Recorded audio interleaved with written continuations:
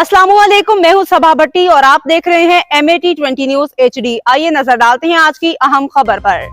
नाजरीन, अब रुक करते हैं अटकी तहसील पिंडी घेब की तरफ, जहां से हमारे district bureau chief Iltaf Tahir की खसूसी रिपोर्ट के मुताबिक गवर्नर पंजाब सरदार सलीम हैदर खान ने पिंडी घेब और गिरदनवा के करीब लोगों के मुतालबे की पजीराई करते हुए तहसील हेडकोार्टर अस्पताल पिंडी घेब में डायलिसिस सेंटर का क़याम अमल में आया, जिसका इफ्तिताह गवर्नर पंजाब सरदार सलीम हैदर खान 5 अप्रैल को करेंगे।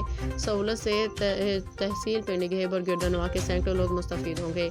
अवामी, समाजी और सियासी हलकों ने गवर्नर पंजाब सरदार सलीम हैदर खान को ज़बरदस्त खराज तहसीन पेश किया है। कहा कि सरदार सलीम हैदर खान अवाम के हकीकी मसीहा हैं, जो अवाम के हल तलब मसाइल तरजीही बुनियादों पर हल कर रहे हैं। अवाम ने गवर्नर पंजाब सरदार सलीम हैदर खान का शुक्रिया अदा किया है।